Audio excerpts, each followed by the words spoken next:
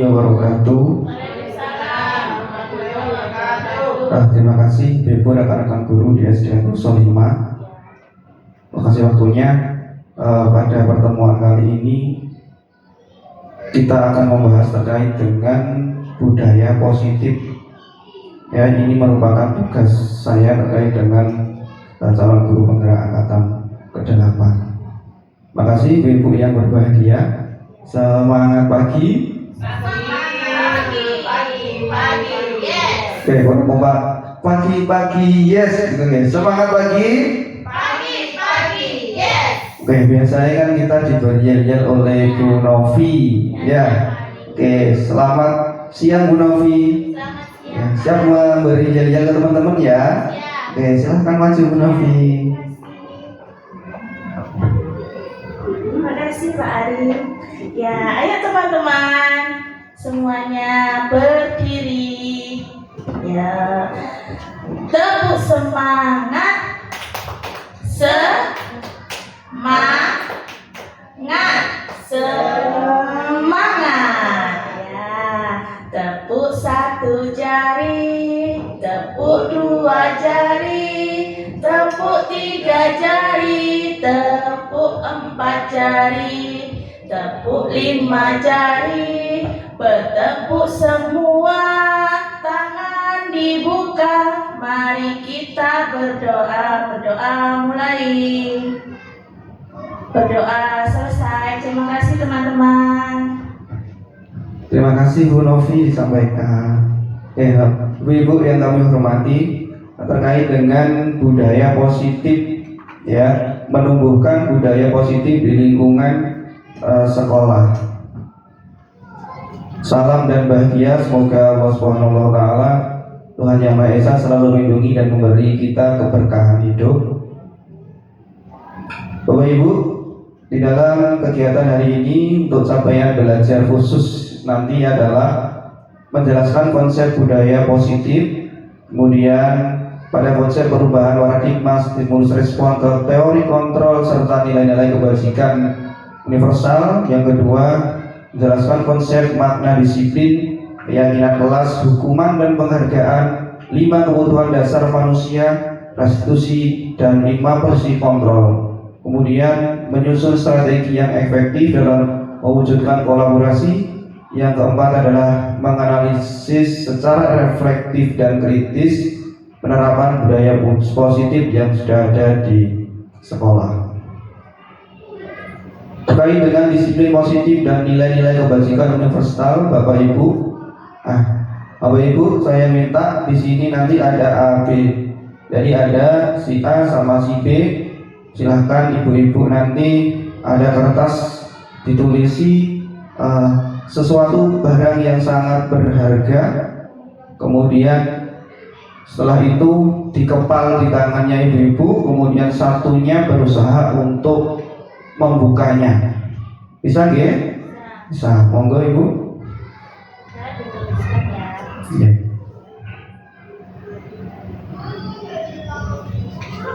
Monggo Bu Novi sama Bu Mia, coba Bu Yani sama Bu Iha coba praktekkan. Nanti satu saja yang bisa komentar. Monggo.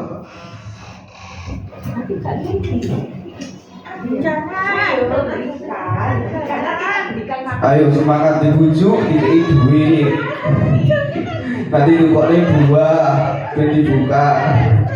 Oke, Sampun. Oke, saya minta Bu Novi tadi yang sangat serius. Monggo Bu Novi. Ya, ini tadi saya mempunyai sesuatu yang diminta dengan dunia, dengan sekuat tenaga, tapi ini adalah hal yang sangat berharga untuk saya. Jadi tidak bisa saya berikan, Pak. Oh gitu. Tadi sudah dibujuk ya? Sudah sekuat tenaga. Ya. Oke. Berarti intinya itu motivasi, kekuatan itu dari dirimu sendiri atau karena bujukan orang lain sebenarnya? Kekuatannya itu dari diri saya sendiri. Oke, terima kasih. Ya. Kekuatannya adalah dari diri sendiri. Terima kasih. Kita lanjutkan. Yang berikutnya, siapa sesungguhnya yang memiliki kontrol, Bapak Ibu? Nah ini, yang memiliki kontrol adalah kita berusaha memahami pandangan orang lain, kemudian semua perilaku memiliki tujuan. Hanya Anda yang bisa mengontrol diri Anda. Anda tidak bisa mengontrol orang lain. Itu. Kemudian kolaborasi menciptakan pilihan baru dan juga model berpikir menang-menang, seperti yang sudah kita praktekkan tadi dan disampaikan oleh Bu Novi. Nah, sekarang akan melihat ke disiplin. Kira-kira ibu-ibu yang sudah kita pahami setiap hari bahwa disiplin itu apa ya kira-kira? Saya Pak. Oh iya Bu Yani, monggo. Mic-nya tadi Bu, monggo diberikan untuk Bu Yani. Disiplin itu tepat waktu. Jadi dalam melakukan segala sesuatu selesai pada waktunya. Jauh, terima kasih. Iya ibu-ibu, ternyata setiap hari kita itu juga mengatakan disiplin juga termasuk saya, bahwa anak-anak harus disiplin, tepat waktu, tepat mengerjakan sesuatu. Nah ternyata di sini ibu-ibu, disiplin itu ternyata artinya adalah belajar. Nah, arti disiplin di sini ternyata adalah sebuah kata-kata yang artinya belajar. Nah ini berasal dari murid-murid Socrates dan Plato. Disiplin membuat orang menggali potensinya menjadi menuju sebuah tujuan yang dia hargai. Nah, sehingga dari sini bahwa disiplin itu bisa dikatakan belajar untuk lebih baik lagi. Karena apa? Kecenderungan kita mengatakan disiplin itu sekiranya adalah untuk menghindari ketidaknyamanan, betul gitu Bu. Ada anak-anak itu ketika disiplin datang tepat waktu itu takut kok dimarahi guru nih, misalnya takut kok diguyu koncoy kan gitu nggih. Padahal ini adalah paradigma yang dulu, sehingga disiplin itu sebenarnya adalah belajar, bisa dikatakan belajar. Oke, terima kasih Bu Yani. Berikutnya terkait dengan nilai kebajikan universal. Disiplin-disiplin tadi akan dikaitkan dengan kebajikan universal. Apa itu kebajikan universal? Ini ibu-ibu, sifat positif yang merupakan tujuan yang mulia yang ingin dicapai. Di sini nilai tersebut bisa bersifat universal, umum, kemudian lintas bahasa, suku bangsa, agama maupun latar belakang. Ini setiap perilaku atau perbuatan memiliki suatu tujuan. Ini adalah dari Dr. William Glasser pada teori kontrol tahun 1984. Yang kedua, dengan mengaitkan nilai-nilai kebajikan yang diyakini seseorang, maka motivasi intrinstiknya akan terbangun, sehingga menggerakkan motivasi dari dalam untuk dapat mencapai tujuan mulia yang diinginkan. Seperti itu. Jadi nilai-nilai kebajikan yang diyakini seseorang. Mungkin itu ada yang ditanyakan Ibu? Jadi monggo pakai mic. Yang saya tanyakan, berikan contoh kebajikan universal di pendidikan. Oke, terima kasih Bu Iha, sangat luar biasa pertanyaannya. Kebajikan universal yang ada di dunia pendidikan yang saat ini lagi booming kita bahas, yaitu terkait dengan profil pelajar Pancasila. Di sekolah kita juga sangat banyak kegiatan-kegiatan untuk mengarahkan anak-anak kita ke profil pelajar Pancasila. Gitu ya Bu Iha. Oke. Berikutnya akan kita sampaikan lagi terkait motivasi, hukuman dan penghargaan dan juga restitusi. Ya, teori motivasi atau perilaku manusia. Pertama, untuk menghindari ketidaknyamanan. Ini teori motivasi. Dia termotivasi karena menghindari ketidaknyamanan atau karena ada hukuman. Nek ono hukumannya, dia motivasinya berangkat pagi misalnya. Ini karena motivasinya takut hukuman atau ketidaknyamanan. Sehingga termasuk motivasi eksternal, bukan dari dirinya sendiri karena ada hukuman. Yang kedua, teori motivasi itu adalah untuk mendapatkan imbalan. Misalnya gara-gara dikasih, nah nanti kamu kalau dapat nilai sekian dapat hadiah ini. Nah ini juga salah satu motivasi dari eksternal. karena mendapatkan imbalan atau penghargaan dari orang lain yang sudah diberi janji. Yang berikutnya adalah untuk menghargai diri sendiri. Ini adalah yang positif karena muncul dari dalam diri sendiri, tanpa karena hukuman, tanpa imbalan dari orang lain gitu. Yang berikutnya adalah apa itu merdeka. Oke.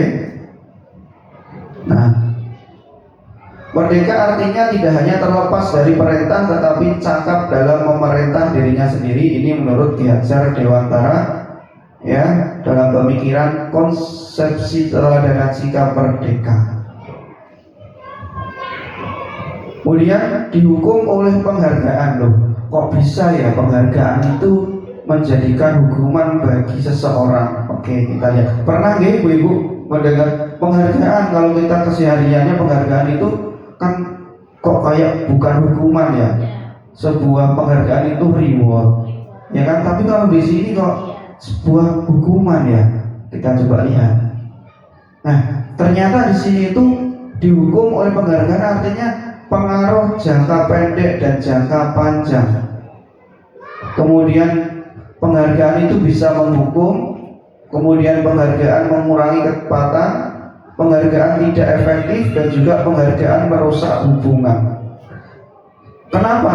Karena misalkan penghargaan jangka pendek dan jangka panjang diberi imbalan, diberi kayak tadi janji-janji, sehingga dia akan dalam jangka tertentu anak melakukan tersebut. Ketika jangka waktunya janjinya sudah hilang, sudah tidak diberi janji, motivasinya hilang. Artinya penghargaan yang diberikan dalam misalkan hanya 3 minggu, ya sudah dalam waktu hanya 3 minggu. Penghargaan menghukum kemudian tidak efektif karena menimbulkan motivasi eksternal tadi. Karena dia memperoleh penghargaan, termotivasinya dari eksternal, bukan dari dalam diri siswa. Tidak sadar, tidak dari internal. Ini karena penghargaan. Itu. Jadi selama ini yang kita lakukan ternyata ada efeknya. Penghargaan yang selama ini kita berikan ternyata ada efeknya ke anak-anak, bisa menjadi pengaruh jangka pendek, jangka panjang, kemudian juga sebagai penghargaan yang menghukum. Itu ibu yang kami sampaikan. Ada yang tanyakan? Ya, Bu Novi, silahkan. Ya, ini Pak Arif tentang penghargaan. Yang mau saya tanyakan, penghargaan yang bagaimana seharusnya yang dilakukan oleh guru? Oke, penghargaan yang dilakukan oleh guru. Oke, kalau kita lakukan di slide tadi bahwa penghargaan yang bagaimana yang seharusnya dilakukan oleh guru adalah penghargaan yang kira-kira itu tidak menimbulkan dari eksternal anak. Misalkan tidak usah diberi janji, ya, penghargaannya bisa tiba-tiba. Nah, jadi anak nggak melulu mengharapkan, kok janji-janji sehingga dia berlomba-lomba anak-anak itu mendapatkan penghargaan dari gurunya, gitu nggih. Jadi nanti penghargaan yang seperti apa ya tadi? Kalau bisa tidak usah diberi janji, kemudian penghargaannya bisa hanya bagus seperti ini, sangat luar biasa, itu.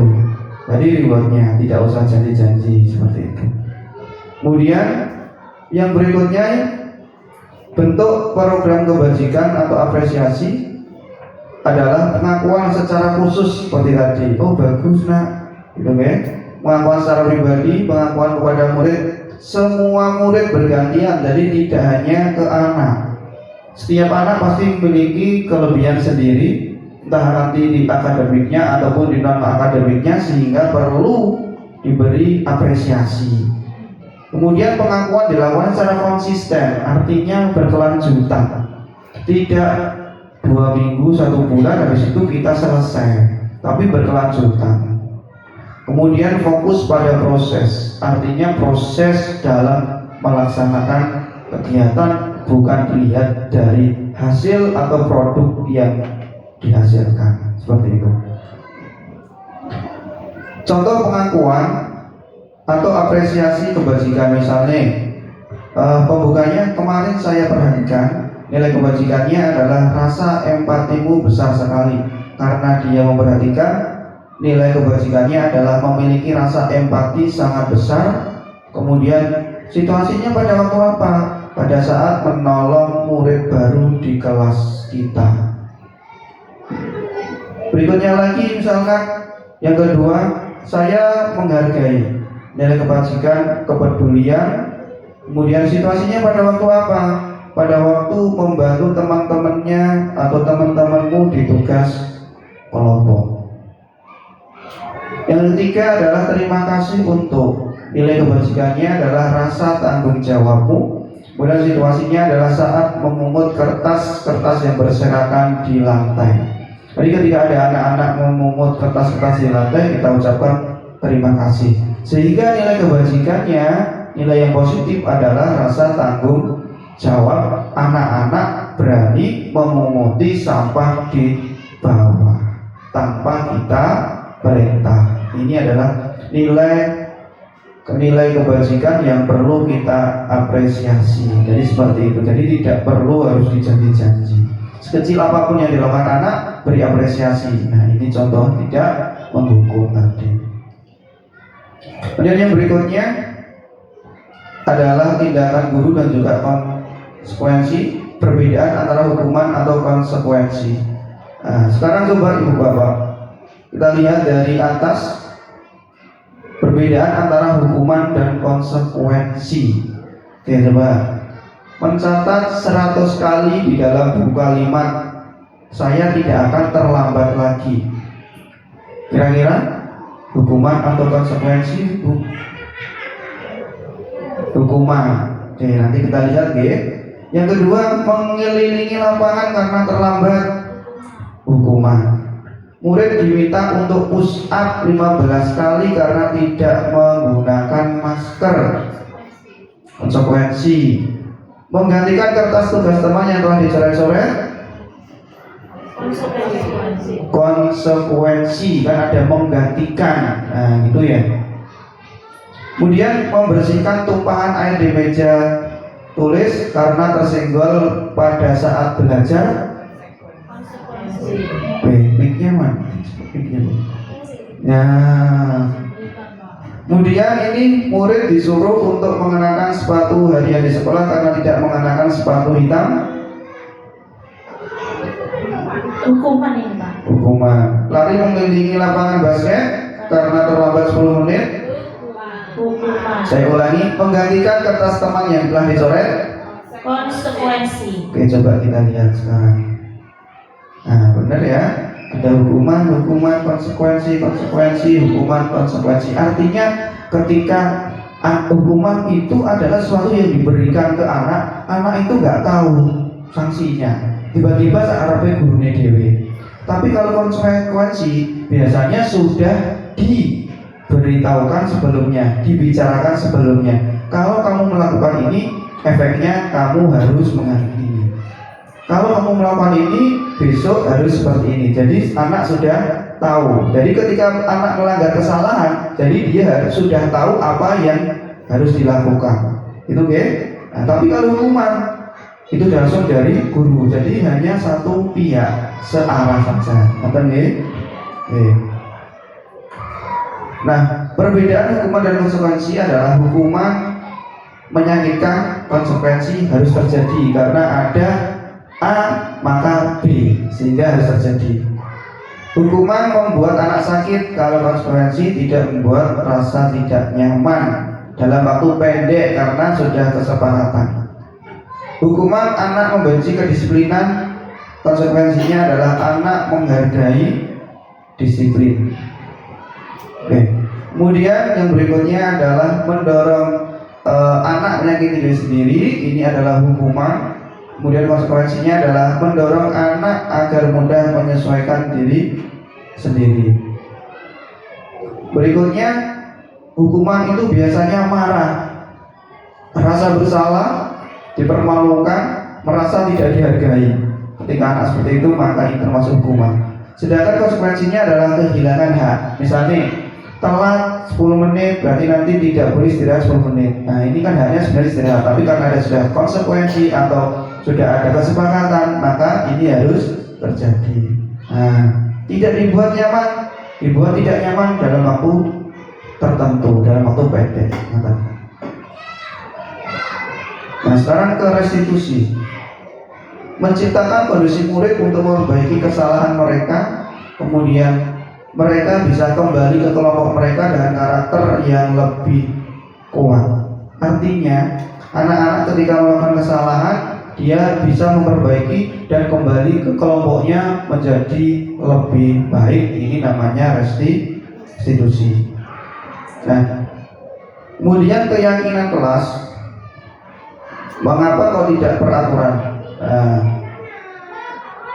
Mengapa kita memiliki peraturan harus menggunakan helm bila mengendarai kendaraan roda 2? Mengapa kita memiliki peraturan 3M? Menggunakan masker, mencuci tangan, dan menjaga jarak. Kemudian untuk mendukung motivasi intrinsik, kembali ke nilai-nilai keyakinan, lebih menggerakkan seorang dibandingkan mengikuti serangkaian peraturan-peraturan. Ini adalah rangkaiannya. Jadi ketika kita sudah melakukan peraturan kelas kemudian akan mengarah ke keyakinan kelas. Misalnya peraturan kelasnya adalah membuang sampah pada tempatnya, maka keyakinan kelasnya adalah tentang kebersihan. Setelah itu terjadi, lingkungannya terutama akan menjadi positif. Setelah terjadi semua ini, akan terbentuklah yang namanya budaya positif. Sudah terjadi pembiasaan. Oke. Ini contoh ibu peraturan. Misalnya selalu kembalikan buku ke tempatnya, dilarang mengganggu orang lain, hadir sekolah 5 menit sebelum pembelajaran dimulai. Ini adalah peraturan yang biasa kita buat di kelas. Kemudian dijadikan keyakinan kelas. Nah ini namanya keyakinan kelas. Selalu kembalikan buku ke tempatnya, tanggung jawab yang ingin dilihat. Dilarang mengganggu, menghormati orang lain. Hadir di sekolah 15 menit, berkomitmen. Dilarang melakukan kekerasan, menghormati atau keselamatan. Seperti itu. Kemudian bergantian atau menunggu giliran atau antri. Berarti keyakinan kelasnya adalah menghormati orang lain dan juga bersabar. Oke.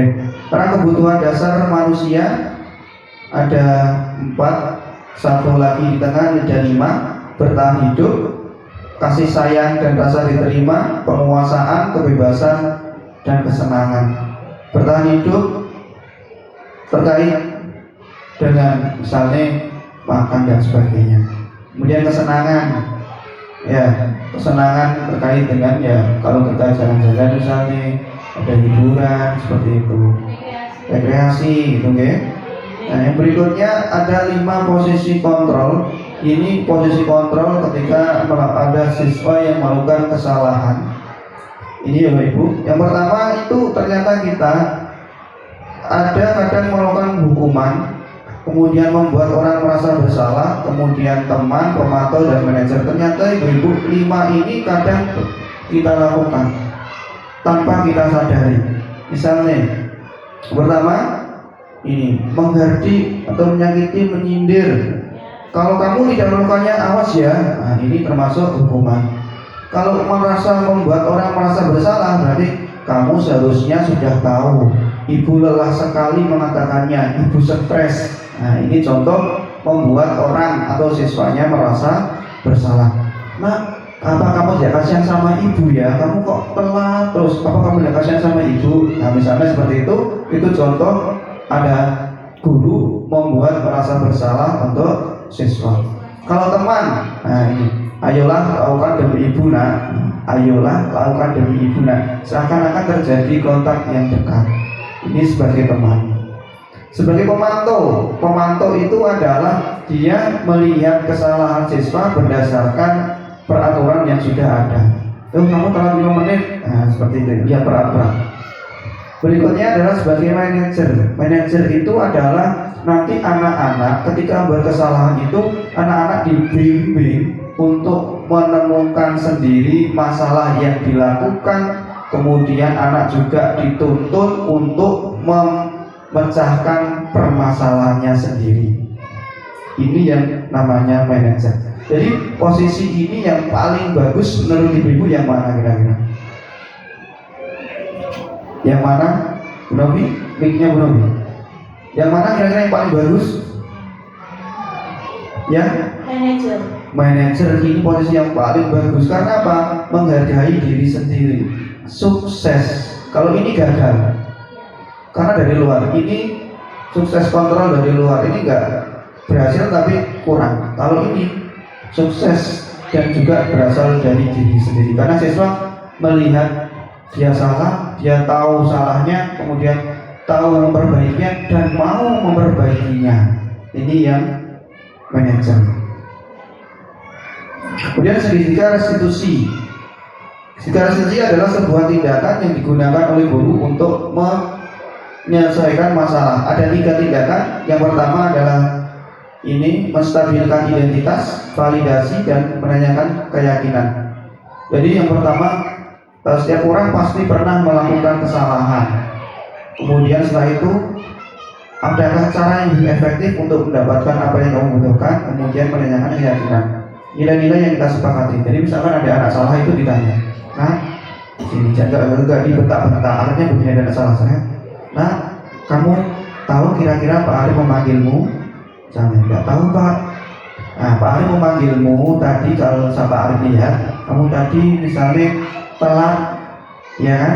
Iya Pak, saya telat. Nah, kemudian dijelaskan lagi.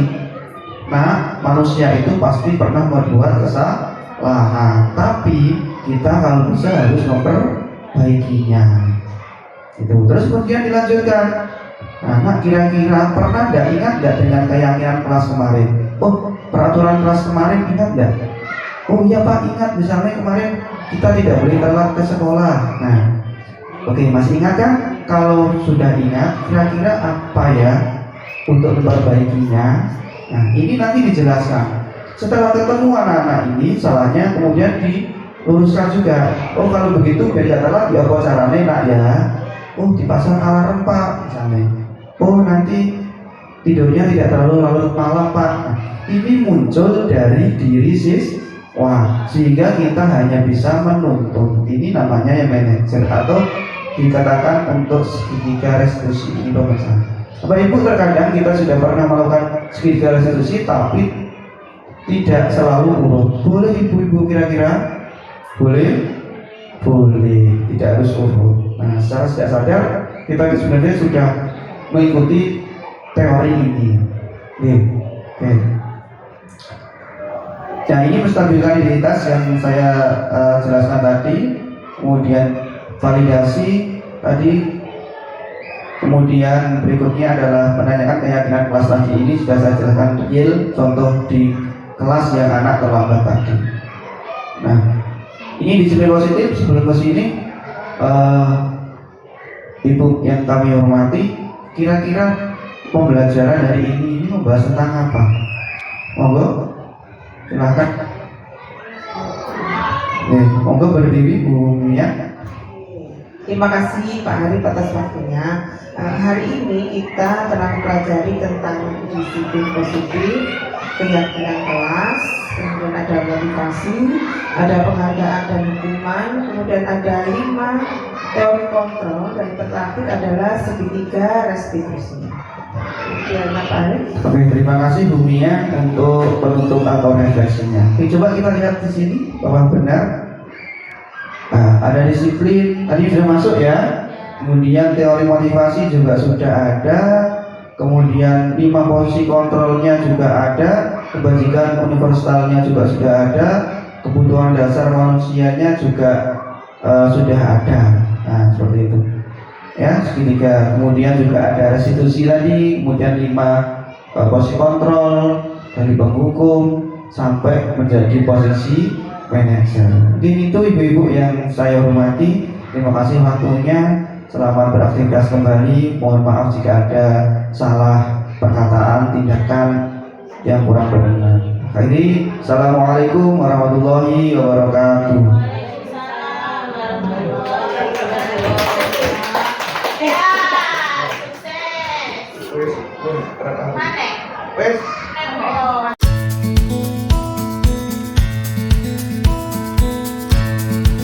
Assalamualaikum warahmatullahi wabarakatuh.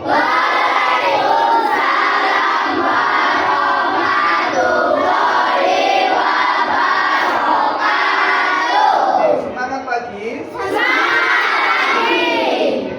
Biar lebih semangat lagi, kalau Pak Arif bilang semangat pagi, jawabannya adalah pagi semangat. Bisa? Bisa. Coba ya. Semangat pagi.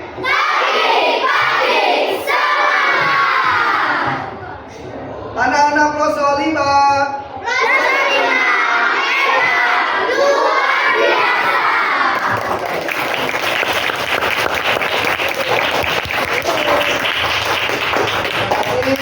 Untuk anak-anakku, anak hebat kelas 6B, selamat untuk kalian yang sekarang sudah naik di kelas 6. Oke, nah semoga di kelas 6 ini menjadi lebih menyenangkan lagi bersama Pak Arif. Ya, makanya kali ini nanti kita akan membuat yang namanya peraturan kelas. Ada yang sudah tahu tentang peraturan kelas? Mbak, angkat tangan dulu. Namanya siapa? Ayo angkat tangan. Namanya siapa? Oke, berdiri Biandra, biar temannya juga tahu. Biandra. Oke, apa Biandra? Oke, makasih. Untuk anak-anakku semua, oke, makasih. Kembali.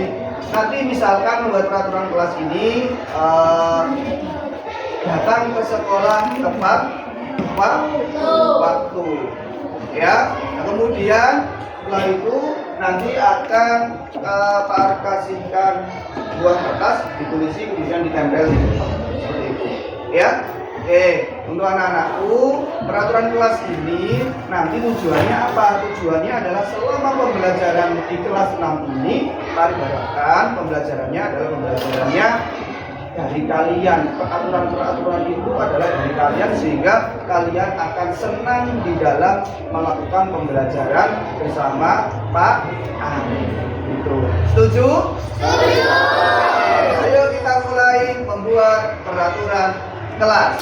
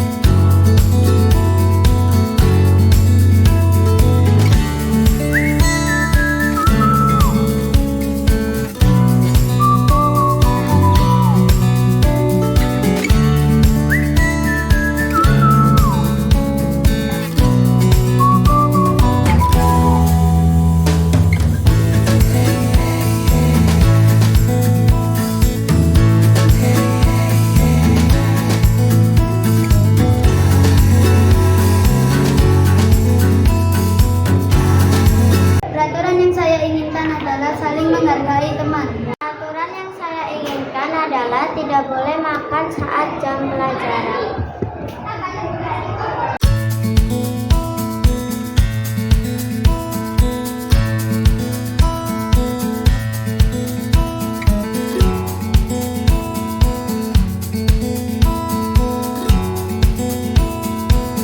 Warahmatullahi wabarakatuh. Saya Keanu. Senang sekali pertama kali masuk kelas 6 membuat keyakinan kelas dari pendapat murid-murid. Selain itu, kelas juga menyenangkan. Terima kasih Pak Arif.